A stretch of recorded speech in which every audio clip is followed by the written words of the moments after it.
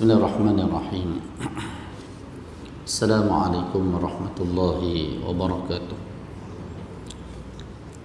Alhamdulillah, wassalatu wassalamu ala rasulillah wa ala alihi wa sahbihi ajma'in. Allahumma salli ala Muhammad wa ala ali Muhammad kama sallaita ala Ibrahim وعلى آل إبراهيم وبارك على محمد وعلى آل محمد كما باركت على إبراهيم وعلى آل إبراهيم في العالمين إنك حميد مجيد أما بعد. Yang bahagia di jawatan kuasa masjid, tuan-tuan, perempuan, muslimin muslimat yang dirahmati Allah sekalian. Alhamdulillah, bersyukur kita kepada Allah Subhanahu wa taala kerana dapat bersama pada pagi ini. Hari ini alhamdulillah kita dah masuk 3 Zulhijjah. Tapi kalau tengok muka depan saya ni tak nampak ceria macam nak raya pun. Berbeza dengan kita nak sambut raya Syawal ataupun Aidil Fitri tengah puasa tu, padahal tengah puasa tu 2 minggu lagi nak raya, nampak dah muka nak raya. Bila dekat radio dah pasang lagu raya, ada keceriaan untuk orang sambut raya. Mai raya korban, jadi tak rasa raya korban tu. Apabila masyarakat kita ni macam menganggap raya korban ni macam raya haji, orang pergi buat haji yang raya. Padahal orang buat haji kata itulah kami tahun ni buat haji tak raya kami. Kita tak raya, mereka pun tak raya. Jadi macam mana kita nak mewujudkan keceriaan untuk kita sambut raya Aidil Adha ataupun dianggap sebagai raya korban. Jadi kita nak kena tahulah kelebihan-kelebihan yang berkaitan dengan awal Zulhijjah. Nak bagi rasa, selain pada kita boleh merasai nikmat raya korban, nak bagi rasa sama macam raya puasa, mungkin puasa 9 Zulhijjah tu kan, ataupun disebut sebagai puasa Arafah kan, saumu yaumi Arafah yukaffiru sanata al-madiyah wal baqiyah. Nabi kata puasa pada hari Arafah mengkifaratkan dosa setahun yang lalu dan setahun akan datang. Hadis yang direkodkan oleh Imam Muslim. Maksudnya itu salah satu cara lah kan. Selain itu juga, sebelum kita nak masuk bab berkaitan dengan musafir ni, saya nak cebut juga, selain pada puasa ada lagi lah cara untuk kita nak kuatkan semangat kita. Orang putih panggil booster, betul? Booster kan datang orang panggil BOOSTER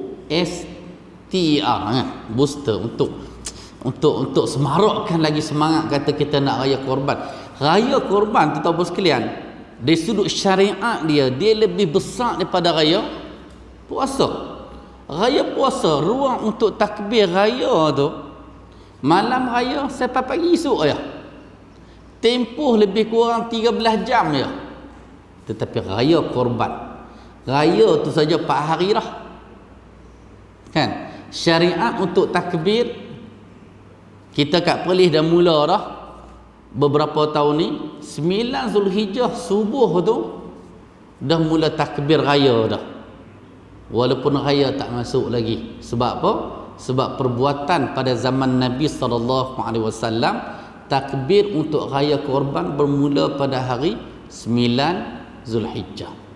Dalam Al-Quran Allah Subhanahu wa taala berfirman, a'udzubillahi minasyaitonirrajim, wal fajri wa layalin 'ashr, demi waktu fajar dan demi 10 malam.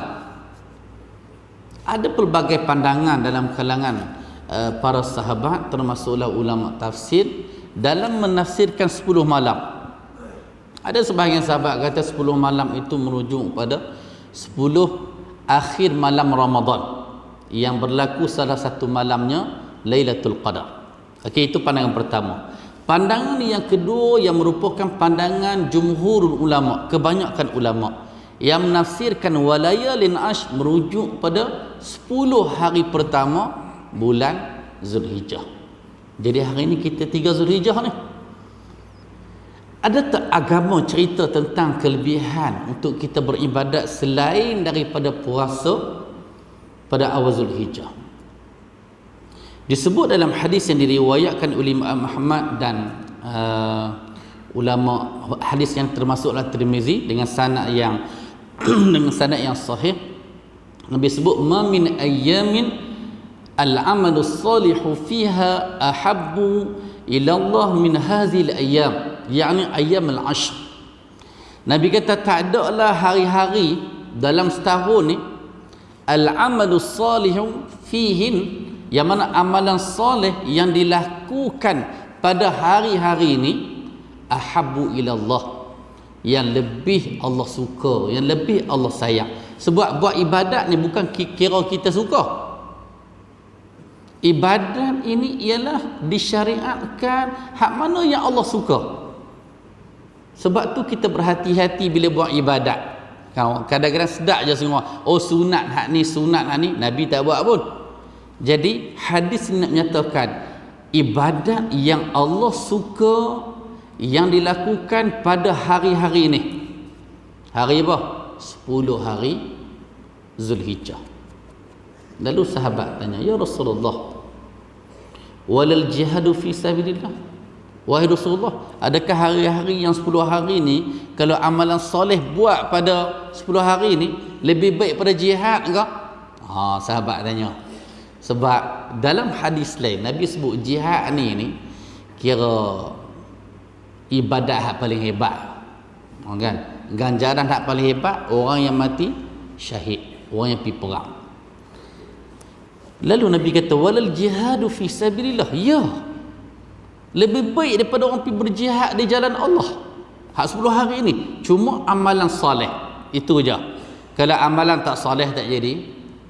Kalau amalan yang hak tak syariatkan tak jadi. Amalan yang apatah lagi kita kata yang Allah sendiri pun tak syariatkan lagilah. Jadi cari amalan soleh. Bila sebut amalan soleh ni tuan-tuan sekalian, termasuklah kita main masjid, solat Jumaat, kita dengar kuliah. Sebab tu kita kat Perlis dalam tempoh 10 hari ni kita tak stop kuliah. Tak stop kuliah. Supaya peluang untuk orang datang masjid, walaupun kita kata masa Ramadan ni banyak kita stop kuliah lah, untuk 10 hari ni kita tak stop. Sebab antara yang menjadi amalan soleh ialah kita berada dalam majlis ilmu. Maksudnya dengan dalam majlis ilmu, lepas tu niat pula i'tikaf, kan? Niat pula sehari nak makan nasi lemak dengan teh tarik sehari. Tu ibadat belaka tu. Kan? Habis makan, masuk waktu duha, semayang pula 2 rakaat. Jadi ibadat dalam masjid sambil makan, semayang 2 rakaat dapat pahala umrah. Itu pun amalan soleh. Baca Quran, kan, sedekah tadi, mai tadi, kan, maksudnya masuk duit dalam tabung, itu pun amalan soleh. Termasuklah kita berbuat baik dekat tempat yang lain, termasuklah kita puasa dalam 10 hari ni. 10 hari, hari 10 dah lah hari raya. Dalam tempoh 9 hari ni, cuma yang terbaik hari Arafah, hari yang ke-9. Okey, kemudian Nabi kata illa rajulun kharaja bi nafsihi wa malihi falam yarja' min zalika bi syai'. Nabi kata kecuali orang yang pi perang, bawa diri dia, bawa harta, falam yarja', pi perang tu tak balik-balik, maksudnya dia mati kat tempat perang. Jadi orang hak mati medan perang lebih baik daripada orang yang buat amalan soleh pada 9 hari ataupun 10 hari awal Zulhijjah. Okey. Ada dalam hadis yang lain yang diriwayatkan oleh Imam Ahmad dengan sanad yang sahih. Ada Nabi sebut sebahagian amalan yang lain. Nabi kata ma min ayyamin a'zamu 'indallah wa la ahabbu ilaihi min al-'amali fihi min hadhihi ayyamil 'ashr. Nabi kata tidak ada amalan ataupun tidak ada hari yang lebih besar di sisi Allah dan amalan yang dilakukan padanya yang lebih Allah kasih, lebih daripada amalan hak 10 hari ni. Lalu Nabi kata fa'aksiru fihin minat tahlili wat takbiri wat tahmid. Nabi kata perbanyakkan kamu sepanjang 10 hari ni. Nabi kata yang pertama Nabi suruh apa? Tahlil. Ni bukan tahlil orang mati ni, saya salah faham pula. Ni tahlil ni hak la ilaha illallah tu. Tempoh 10 hari ni perbanyakkan tahlil. La ilaha illallah ataupun la ilaha illallah wahdahu la syarikalah lahul mulku wa lahul hamdu wa huwa ala kulli syai'in qadir. Tu jenis-jenis tahlil ataupun kita kata la ilaha illallah. Perbanyakkan dalam tempoh 10 hari ini. Siapa sebut? Nabi sebut. Kan? Kalau yang hak puasa tu dia katakan amalan salafus salih membanyakkan puasa sepanjang 9 hari ini. Kita kata ke sebab amalan salafus salih tu siapa kata? Kan? Hak Nabi kata puasa Arafah ya. Hak 1 sampai 8 tu siapa kata? Tidak ada hadis yang khusus. Tetapi untuk la ilaha illallah ada hadis khusus. Sambil naik motor, sambil naik gerek, sambil naik kereta sepanjang 10 hari ni la ilaha illallah. Kan? La ilaha illallah wahdahu la syarikalah lahul mulku wa lahul hamdu wa huwa ala kulli syai'in qadir. Perbanyakkan. Kan? Wa takbir. Nabi suruh kita perbanyakkan takbir. Allahu akbar, Allahu akbar. Perbanyakkan takbir. Kan? Allahu akbar. Dan Allahu akbar ni sebenarnya antara sunnah Nabi ni, kadang benda hak Nabi terkejut pun Nabi kan sebut Allahu akbar. Kan? Maksudnya kadang Allahu akbar ni jadi macam perkataan sunnah Nabi. Kadang biasa Allahu akbar. Kita pun kena latih macam tu. Kan? Kadang-kadang mak-mak ni benda jatuh, jatuh. Nanti jatuh habis dia cerita. Kan? Jatuh benda pun Allahu akbar. Jatuh benda pun Allahu akbar. Orang hak macam tu dia takkan jadi latah. Kalau latah Allahu akbar tak apa. Kan? Kalau kata lori belah dia masa nak lenyek itu terkejut dia Allahu akbar. Last perkataan dia Allahu akbar. Kan? Kalau tak dia akan keluar habis lah. Dan yang ketiga Nabi kata wa tahmid. Banyakkan alhamdulillah. Banyakkan alhamdulillah.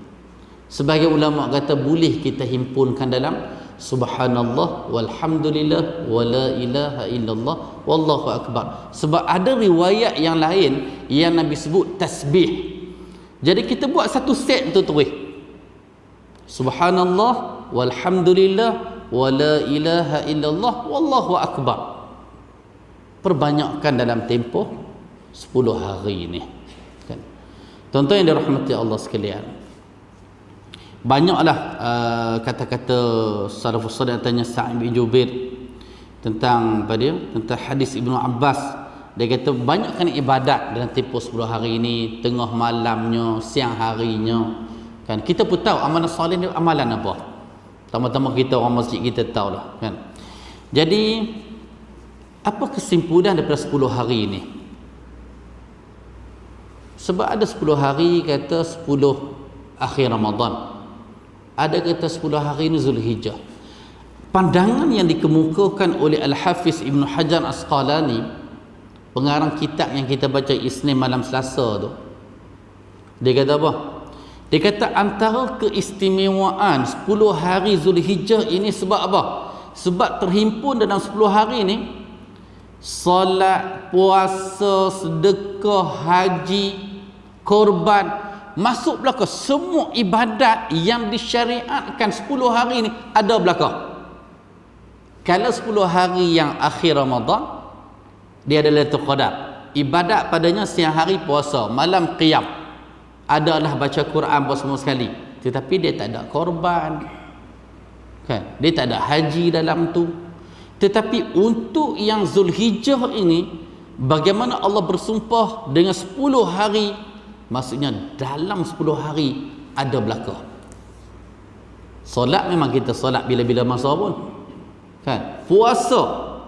Puasa yang terbaik selain daripada Ramadan ada dalam bulan Zulhijjah. Kalau kita malah nak puasa 2-3 hari ni sampai ke 8 Zulhijjah, hari ke-9 jangan lupa untuk kita puasa. Masjid kita buat buka puasa? Ya, masjid kita buat buka puasa. Cuma poster belum lagi dikeluarkan oleh pihak Jabatan Agama untuk promosi majlis buka puasa akan diadakan 4 masjid utama. Hak masjid kampung tu dia buat lah. Cuma hak kita promote Masjid Negeri, Masjid Alwi, Masjid Tuanku Syed Putra dan Masjid Terapung, Masjid Al-Husain. Kan? Jadi kita hak Qaryah sini ni, kita buka puasa sinilah, dan kita nak promote juga kepada siapa-siapa yang nak pahala lebih untuk puasa yang Arafah, suruh duit sikit.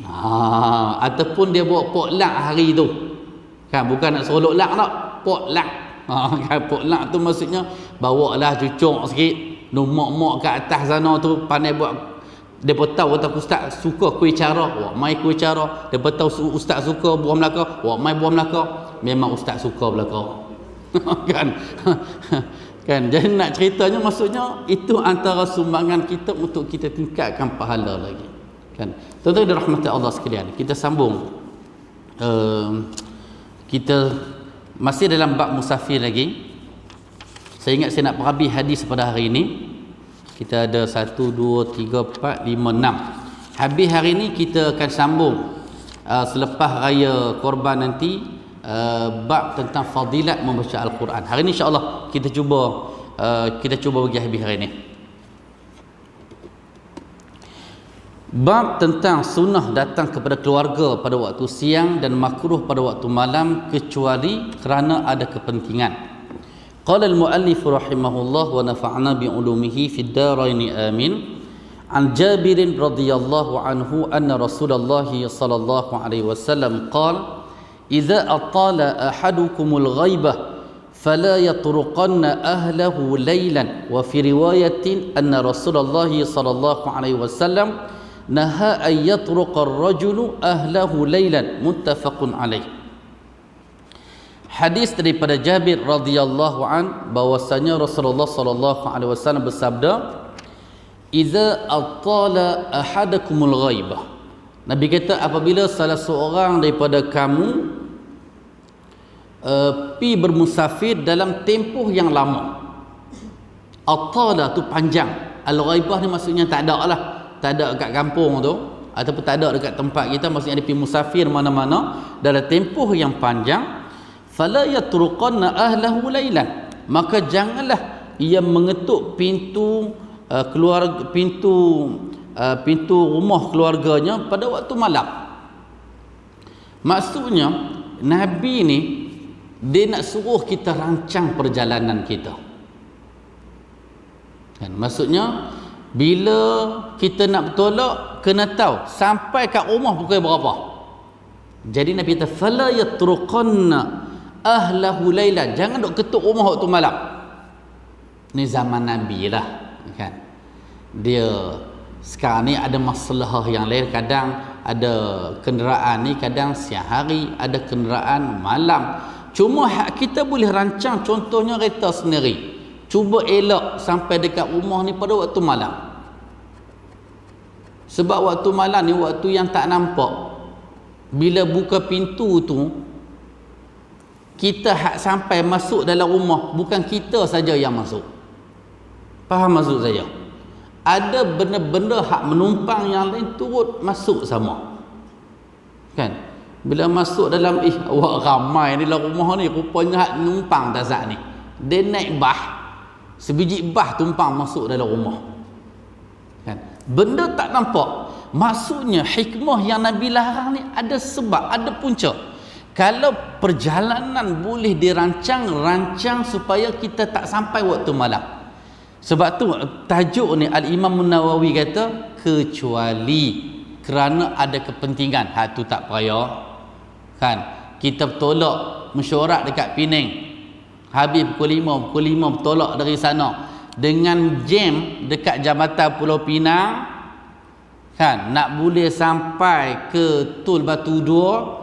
Hak tu saja dekat sejam setengah lepas pukul 5. Jadi nak sampai Perlis ni, jadi dari tolak kat pulau sampai Perlis 3 jam baru sampai. Jadi sampai malam jugalah. Hak tu ada kepentingan. Maksudnya di sini adalah perancangan masa kita nak balik, kita ada pilihan. Cuba elak untuk kita sampai pada waktu malam. Begitu juga dalam riwayat yang lain bahawa Rasulullah sallallahu alaihi wasallam naha ayyatruqar rajulu, Nabi melarang lelaki yang bermusafir ni ketuk pintu rumah lailan, pada waktu malam. Hadis yang diriwayatkan oleh Al-Bukhari dan Muslim. Okey, hadis yang kedua dalam bab ini, wa an Anas radhiyallahu anhu qala kana Rasulullah sallallahu alaihi wasallam la yatruku ahlahu laylan wa kana ya'tihim ghudwatan aw 'ashiyatan.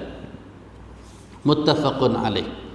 Hadis daripada Anas bin Malik radhiyallahu anhu berkata, Rasulullah sallallahu alaihi wasallam la yatruku ahlahu lailan.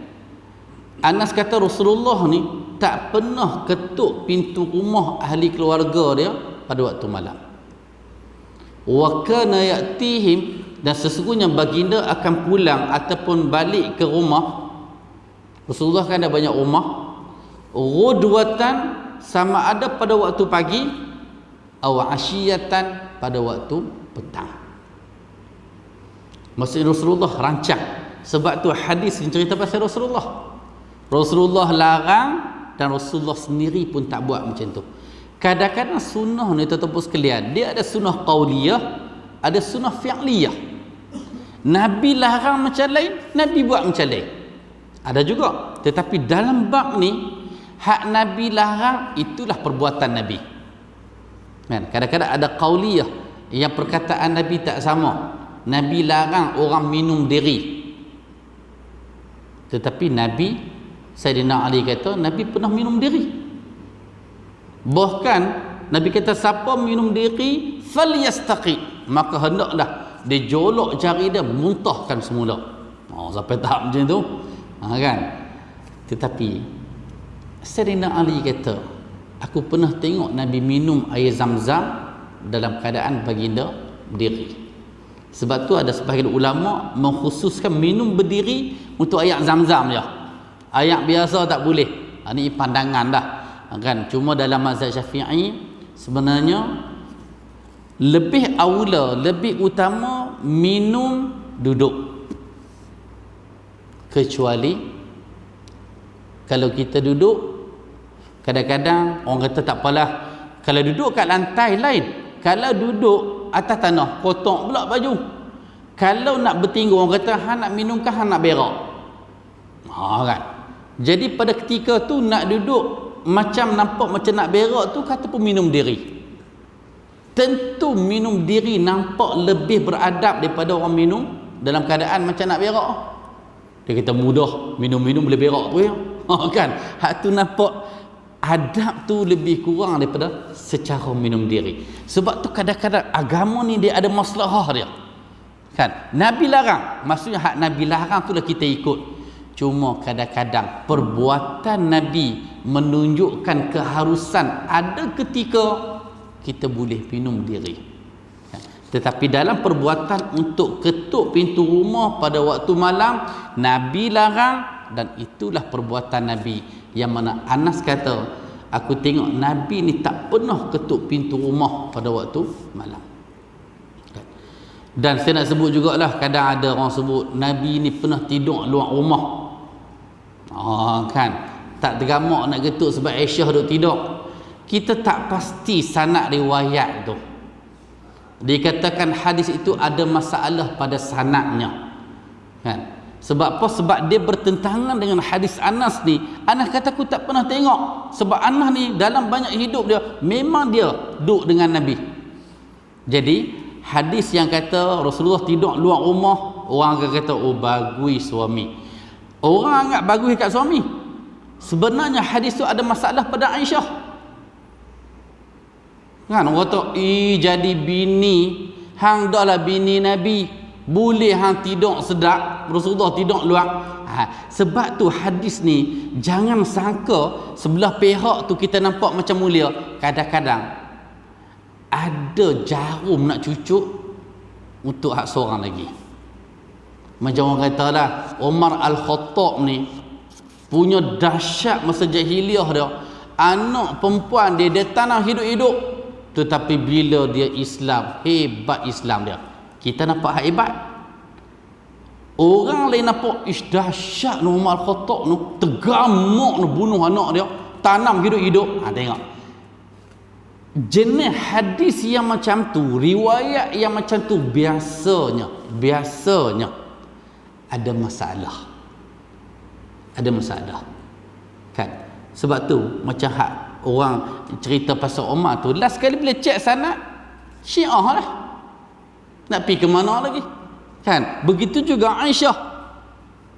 Kan? Orang kata bagus Rasulullah tak ketuk pintu rumah sampai rumah waktu malam. Kita kata Rasulullah tak boleh. Kalau Rasulullah tak ketuk, tak boleh kan panggil Aisyah, ni abang sampai ni. Rumah dulu bukan kata tutup macam rumah kita sekarang. Rumah kita sekarang ni tingkap tak terbuka terus, pintu tak terbuka. Kalau setakat keluar tak dengar terus. Kan? Jadi tuan-tuan dan rahmati Allah sekalian. Okey, tajuk yang kedua pada pagi ini bab tentang doa seseorang apabila hendak pulang atau telah melihat negerinya. Wa an Anas radhiyallahu anhu qala aqbalna ma'an nabiy sallallahu alaihi wasallam hatta idza kunna bi dhahril madinati qala aibun taibun abidun li rabbina hamidun falam yazal yaqulu dhalika hatta qadimna al-Madinah, rawahu Muslim. Hadis daripada Anas bin Malik radhiyallahu an, katanya aqbalna ma'an nabi, kami setelah musafir, kami nak balik semula ke Madinah lah, kami bersama dengan Nabi sallallahu alaihi wasallam hatta idza kunna bi dhahril Madinah, bila ketika kami nak sampai Madinah ni, lalu baginda membaca apa? Aibun taibun abidun li rabbina hamidun. Anas kata bila kami nampak sepadan Madinah tu, Nabi baca doa ni. Kan? Jadi doa ni nak ajak kita bila kita musafir, baca doa musafir. Masa kita nak balik masa nak balik pun baca doa musafir juga.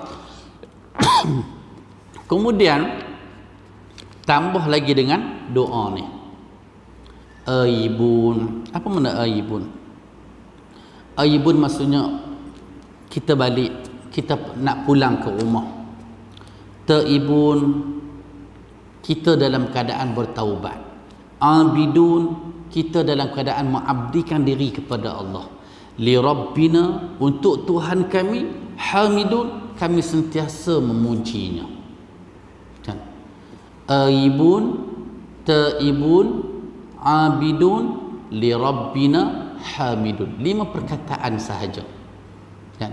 Perjalanan balik, bila nak balik ke rumah kita disunahkan baca doa ni. Falam yazal yaqul zalik, Anas kata sentiasalah Rasulullah baca zikir tu, aibun taibun abidun li rabbina hamidun, hatta qadimna al-Madinah, sehingga kami sampai Madinah. Kan? Hadis ini diriwayatkan oleh Imam Muslim. Maksudnya sepanjang kita belajar bab musafir ni, ambil masa lebih kurang 3 bulan sebelum Ramadan baru ni, nak cerita banyaklah perkataan ataupun hadis Nabi yang cerita tentang apa yang patut kita baca ketika musafir. Doa musafir, kan Nabi nak mula tu, Nabi takbir, Allahu Akbar, Allahu Akbar, Allahu Akbar. Subhanalladzi sakhkhara lana hadza wa ma kunna lahu muqrinin wa inna ila rabbina lamunqalibun.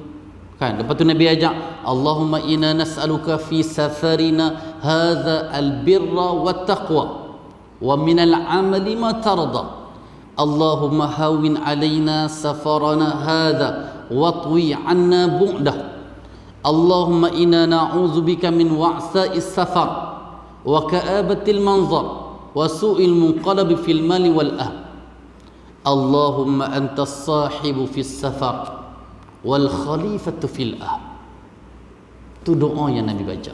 Sepanjang perjalanan sahabat cerita, bila Nabi naik tempat tinggi, Nabi bertakbir, Allahu Akbar, Allahu Akbar, Allahu Akbar. Bila tempat turun, Nabi tasbih, Subhanallah, Subhanallah, Subhanallah. Jadi banyak. Kan? Dan antaranya, Allahumma inni zalamtu nafsi zulman katsira, fala yaghfiru dzunuba illa anta. Yang cerita Sayyidina Ali yang Nabi, bila Nabi baca doa ni, Nabi senyum. Sayyidina Ali pun bila baca doa tu dia pun senyum. Sahabat tanya sebab apa senyum? Dia kata, aku tengok Rasulullah senyum. Aku tengok Rasulullah sebab apa senyum? Sebab Allah suka kita baca doa, Allahumma inni zalamtu nafsi, ya Allah, sesungguhnya aku telah menzalimi diri aku sendiri. Tak ada siapa boleh ampunkan dosa aku kecuali Engkau, ya Allah. Jadi Allah suka, sebab Allah tahu makhluk dia ni yang bernama manusia ni buat salah, dan dia tahu tak ada siapa boleh maafkan kesalahan dia kecuali Allah. Jadi Allah suka, sebab tak ada orang lain boleh maafkan dosa kita. Ini antara benda-benda yang kita baca ketika perjalanan. Sampailah perjalanan balik, aibun taibun abidun li rabbina hamidun. Kemudian tajuk yang seterusnya, bab tentang bagi orang yang baru datang dari bepergian, disunahkan langsung ke masjid dan solat 2 rakaat. Sebagaimana saya cerita sebelum ni, ada tahun bila saya ambil Pak Menakan kat Penang, kat airport bayar lepas, dia pergi buat haji. Balik haji tu, sampai sebelum nak sampai rumah dia, singgah kat masjid, saknah pandak nak sembahyang 2 rakaat dulu. Saya masa tu rasa, mai kok mana sunnah ni? Kan? Mai kok mana sunnah ni? Cuma disebabkan kita ni bukan jenis orang mengkritik, kan? Bukan jenis orang hak nak suka bid'ah dari awal. Kita tengok dulu, oh ni. Lepas tu ayah kita buat haji pun balik sampai kat masjid, singgah sembahyang dulu. Ada orang lain ke? Kan? Pak Long pergi buat haji, sebelum sampai rumah singgah sembahyang dulu kat masjid 2 rakaat. Cik punya cik ikut mana amalan ni? Amalan tradisi kita ke? Ataupun memang Nabi ajak? Kan? Dulu orang tua kata, ni nak tidur, kibahlah dulu. Kan? Kita dah nak tidur, kira nak tidur tu ya. Kibah dulu. Kan? Rupanya suruh kibah tempat tidur ni sunnah Nabi juga. Kan? Nabi suruh buat macam tu. Kan? Jadi bab ini nak cerita antara sunnah baginda sallallahu alaihi wasallam yang orang tua kita buat, balik haji kan, balik perjalanan, singgah kat masjid sembahyang dulu 2 rakaat. Ni sunnah. Kan? Cuma hak tak sunnah orang kita nak pergi buat haji, azan dulu. Hak tu je, hak tu kena sebut. Kan? Hak tu kena sebut. Azan ni dalam kitab fiqh kata pi perang. Itu ijtihad. Kan? Adakah pada zaman Nabi nak pi perang azan dulu? Wallahu a'lam. Wallahu a'lam. Cuma nak kaitkan haji, orang tetua kita dulu faham pi haji ni pi jihad. Kan? Sebagaimana cerita Semirah Padi. Kan? Aduka azan teruna nak pi jihad. Kan? Perang beli azan, Allahu Akbar, kan? Sedap azan dia kan. Tu kira nak pi perang lah. Dalam kitab mazhab Syafi'i ada menceritakan sunnah untuk nak pi perang azan terlebih dahulu. Sebab apa? Li'a'la kalimatullah, nak angkat kalimah Allah. Antara kalimah Allah azan lah. Itu yang difahami oleh ulama fiqh. Tetapi untuk sunnah secara khusus pi buat haji, azan memang tak ada dalam hadis Nabi. Hak tu kena sebutlah. Cuma ulama lebih kepada mengkiaskan dengan jihad. Dan sebenarnya pi haji bukan jihad pun. Cuma Nabi sebut jihad tu kepada orang perempuan yang tidak disyariatkan pi perang untuk jihad. Sebab tu Nabi kata kat orang perempuan, dia kata, kamu pi buat haji, itu jihad untuk kamu. Sebab orang lelaki jihad dia ialah pi perang fi sabilillah. Haji tu dia syariat yang lain. Dia adalah rukun Islam yang kelima. Kan? Cuma sunnah di sini sebagaimana hadis yang diceritakan oleh Ka'ab an Ka'b ibn Malik radhiyallahu anhu anna Rasulullah sallallahu alaihi wasallam kana idza qadima min safarin bada'a bil masjidi fa raka'a fihi rak'ataini muttafaqun alaih.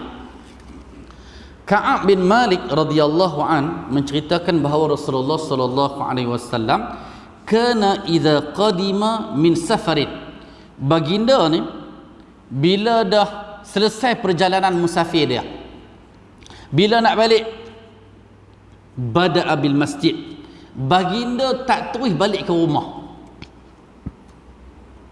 Perasan tak orang tua kalau kata ada anak kecil sampai rumah jangan nak masuk lagi nah, pi pusing-pusing mana dulu saya masuk ni, ada anak kecil dalam rumah ni, kan. Jadi ada beberapa hikmah yang ulama catat sebab apa Nabi tak balik rumah terus, kan. Jadi antara sunnah di sini ialah bada'a bil masjid, baginda singgah dulu kat masjid. Masjid ni adakah di luar qaryah ataupun dalam qaryah kita?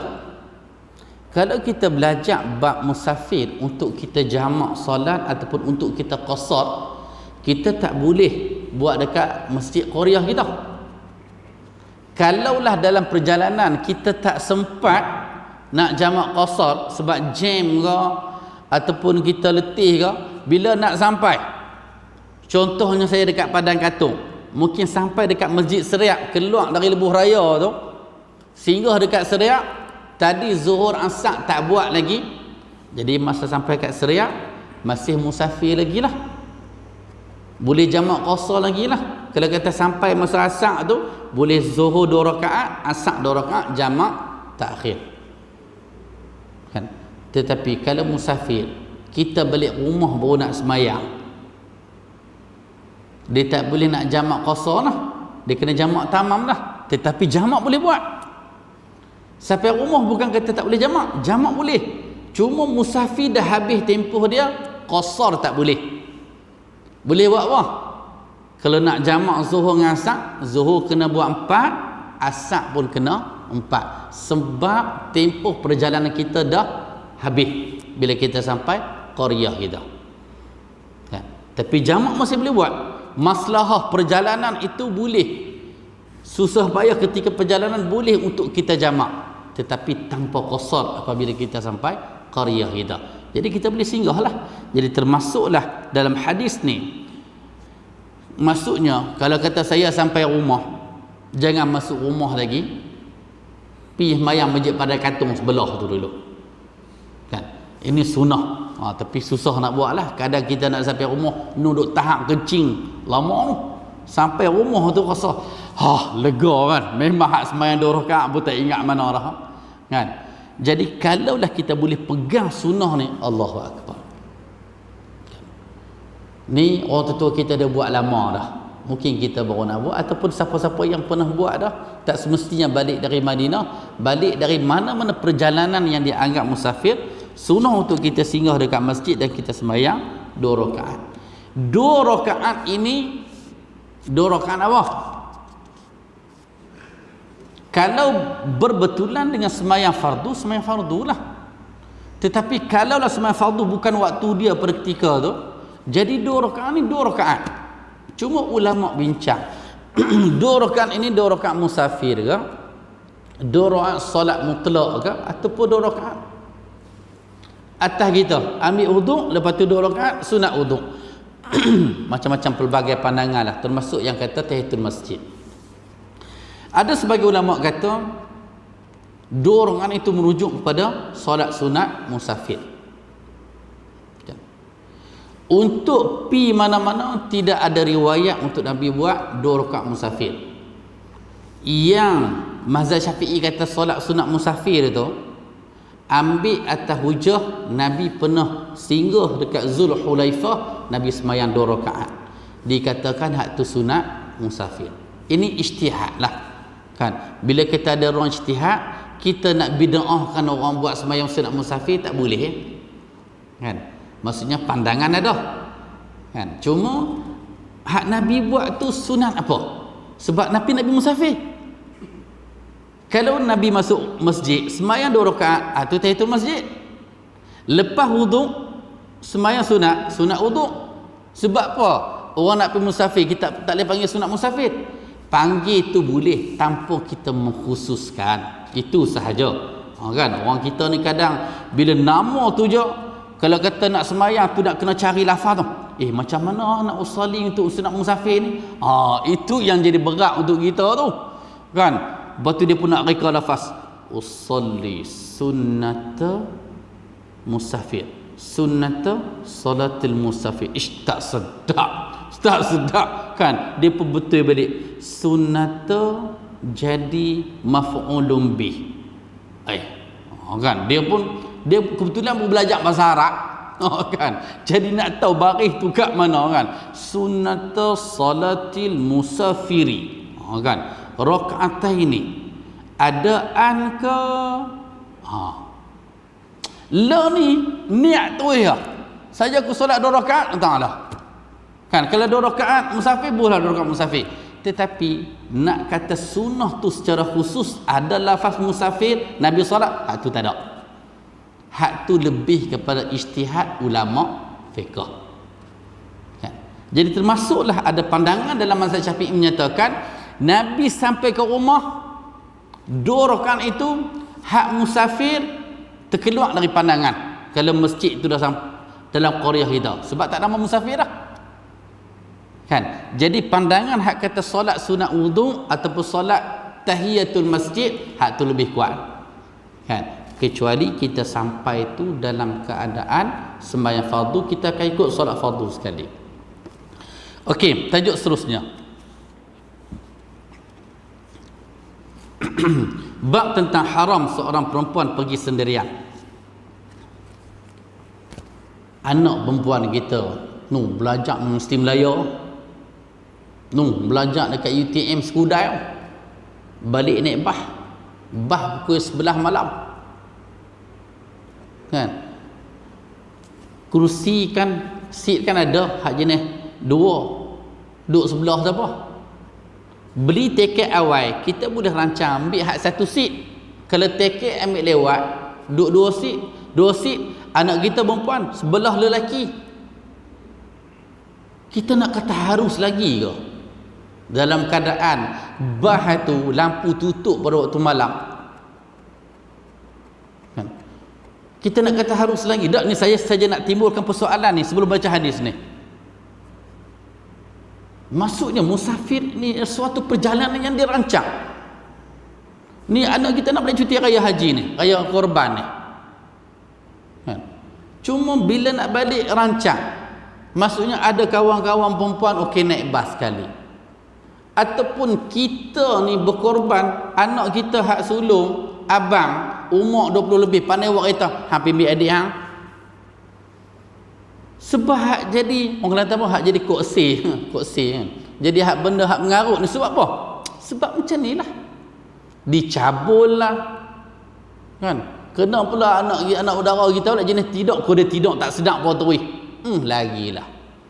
Ada orang colek anak dara ketika tabah. Kan? Masa tidur tu dia pergi ambil apa nama untuk nak bagi pensan tu, kloroform. Ada benda tu kelebuh dekat kain sapu tangan tu, buh kat hidung, menafas tu, memang jadi pensan. Ada kes memang dia bawa perempuan ni sambil pensan tu waktu rombah. Dia tengok sampai nak darah dia tak ada. Kan baru ni ingat masa raya puasa baru ni. Raya kedua. Orang timbulkan isu bila raya je kat Malaysia, masjid dah tak ada orang.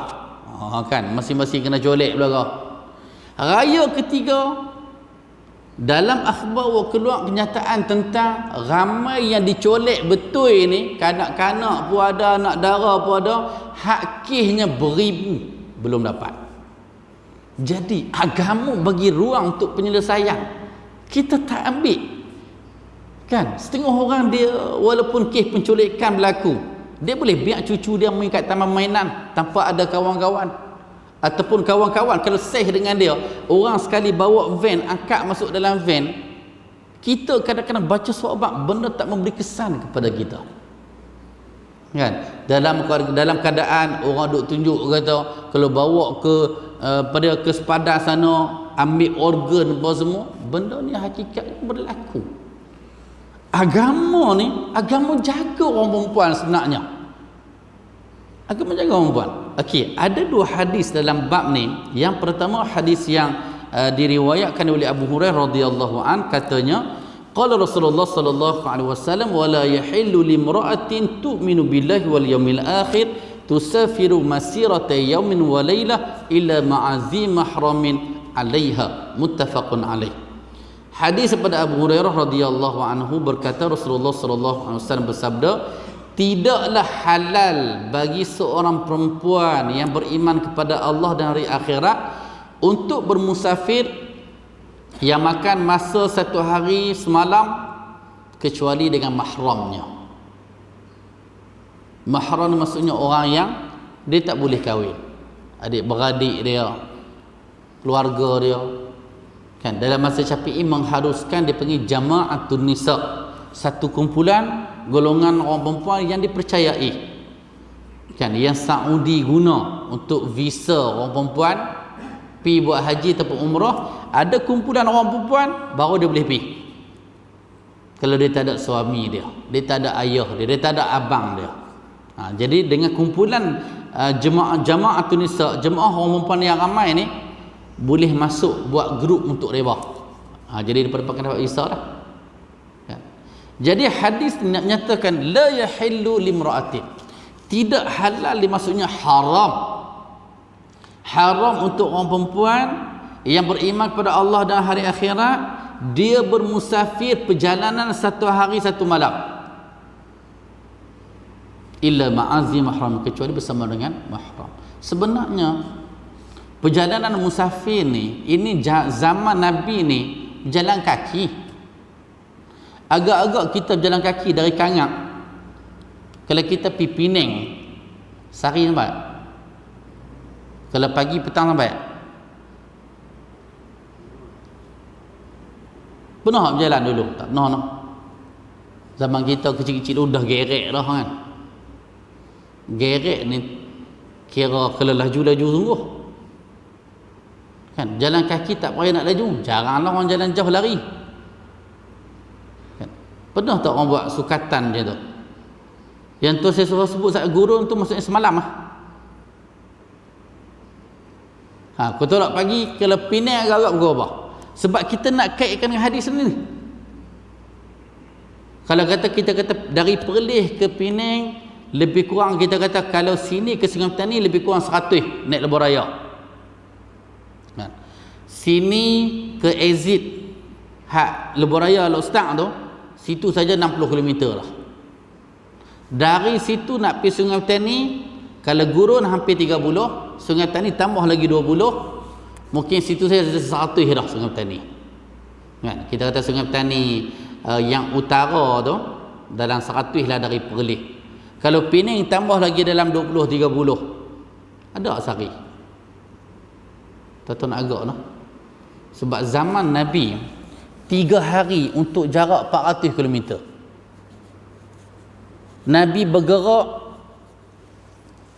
untuk hijrah tu 3 hari 4 hari jugalah untuk jarak Mekah Madinah yang jarak dia lebih kurang Alok Start Kuala Lumpur, kan? Itu 400 km lebih. Maksudnya 100 km lebih kurang hampir sehari jugalah. Kan? Maksudnya kalau kata sini ke Penang tu. Jadi atas jarak tu Nabi tak bagi orang perempuan pergi seorang-seorang dia. Cuma kadang-kadang dipikirkan maslahah. Saudi sebelum ni mengharamkan orang perempuan naik kereta buat seorang-seorang, tak boleh. Sebab atas hadis ni lah. Tetapi sekarang ni dah harus pula boleh atas maslahah. Kan? Kalau kata suami dia ada masalah sakit, pasal apa nak buat pergi buat? Bini lah. Kalau bini tak pernah buat kereta, kan? Jadi hak ni ada perbincangan lah. Maksudnya orang perempuan bawa kereta seorang-seorang, kan? Dia masuk dalam bab ni tak? Mungkin orang perempuan naik motor dengan naik kereta, tentu hukum dia berbeza. Orang perempuan naik motor ni, kalau singgah dekat traffic light tu, bila lampu merah tu, risiko tu. Beg tangan dalam raga motor. Kan? Kalau kata kereta berhenti, nak tarik dia masuk dalam kereta, dak ni bukan nak bagi takut dak ni. Ni nak cerita ni, dalam TV buat cerita dah lama dah ni. Kan? Setara dalam kereta tu pun yang berkunci simple je, dia pun guna duit shilling 2-3 kupang je. Buah dalam kain, hampuk dekat tikar, pecah tingkap. Kan nak cerita, bagaimana saya nak cerita, ini gambaran-gambaran kemungkinan yang berlaku kalau kita lelaki, kita ada tenaga lelaki. Kalau perempuan, kan? Tengok agama jaga masalah. Okey, hadis yang terakhir dalam bab ni, wa an ibn Abbas radhiyallahu anhuma annahu sami'a an-nabiy sallallahu alaihi wasallam yaqulu la yakhluwanna rajulun bimra'atin ila wa ma'aha zu mahramin wa la tusafirul mar'atu ila ma'azi mahramin faqala rajulun ya Rasulullah inna imra'ati kharajat hajjatan wa inni uktutibtu fi ghazwatin kadza wa kadza qala intaliq fahujja ma'a imra'atik muttafaqun alaih. Hadis daripada Ibnu Abbas radhiyallahu anhuma bahawa dia telah mendengar Rasulullah sallallahu alaihi wasallam bersabda, la yakhluwanna rajulun bimra'atin. Nabi kata janganlah seorang lelaki berkhalwat dengan seorang perempuan. Khalwat ni duduk seorang. Nama khalwat. Khulwah bahasa Arab dah panggil. Mai ikut bahasa kita jadi khalwat. Khulwah. Okey. Dalam hadis ini Nabi tak bagi seorang lelaki duduk dalam keadaan sunyi bersama dengan seorang perempuan. Sekarang ni orang dah bebas sangat dah. Anak baru tunang ya, bagi dah naik motor sekali, bagi dah naik kereta sekali. Motor tu kita kata nampak macam nakai dah lah, duduk peluk kat belakang. Kereta lagi dahsyat. Kereta lagi dahsyat, kan? Walaupun duduk sebelah-sebelah lagi dahsyat. Sebab kena pula kereta hak cermin tu pula, hak yang 40% kat atas, hak gelap tu, tak nampak tu. Kalau nampak pun orang boleh buat apa? Kan? Walaupun kita kata dalam kereta ni hak duduk tengah tu, kita duk kata setan duk tengah, dia berkata tak, tengah ni gear. Kan? Tengah gear. Kita buka gear 1, gear 2, gear 3 jadi terus. Kan? Illa wa ma'aha zu mahramin, kecuali bersama dengan orang perempuan ni ada mahram dia. Ni pun kadang masalah agak.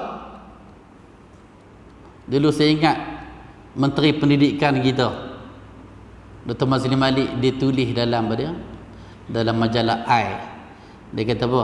Cinta apa dah? Cinta anta-anti.